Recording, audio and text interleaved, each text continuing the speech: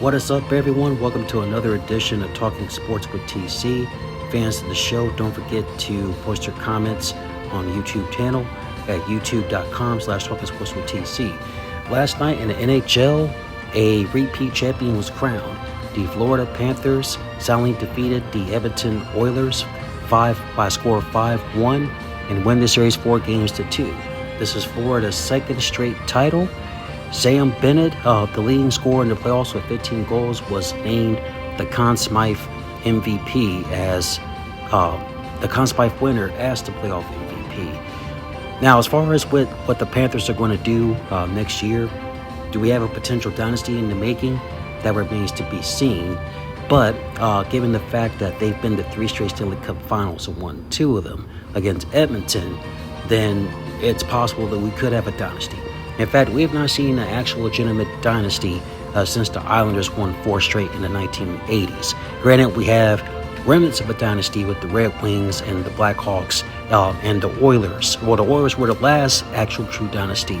But as far as with repeat champions, we haven't seen a team go for a three-peat since the Islanders did it in the early 1980s when they won 4 in a row. Can the Panthers accomplish that feat?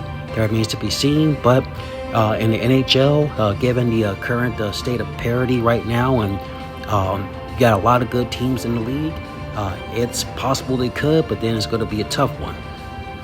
Now, as far as with the Oilers, second straight year they lose in the Cup Finals, and this extends Canada's Stanley Cup drought 32 years and counting. The last team to win the Stanley Cup that's from Canada were the Montreal Canadiens back in 1993.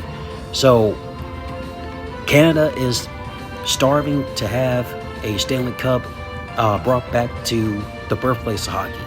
And you got some very good Canadian teams. You got the Oilers, you got the Canucks. The Canadians have rebounded nicely.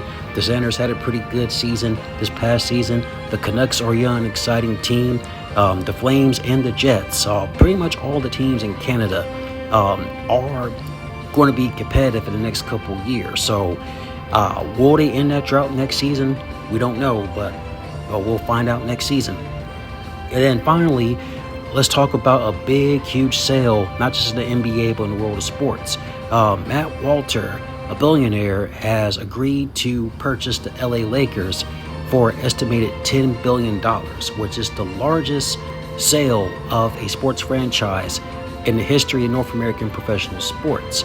Jeannie Buss, who's owned the Lakers since the passing of the legendary Dr. Jerry Buss, will remain on as governor, and she'll run the team as far as with basketball operations. But from a business sense, this will increase their value tremendously once again. They're already one of the top valuable franchises in the sports world. But given the fact that they're going to be sold for $10 billion, we'll just put another stamp on just how valuable that franchise is. With the Lakers trying to contend for championships down the road, we'll see if this sale will impact in terms of not just how they run their business, but also if they can bring in quality players and free agents, and also draft well as well too. So very exciting day for Los Angeles sports, very exciting day in the sports world to see the Lakers be sold to the highest bidder for a large amount of money.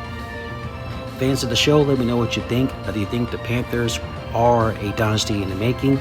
And what do you think of the sale that occurred today with the LA Lakers? Post your comments and let me know what you think on my YouTube channel.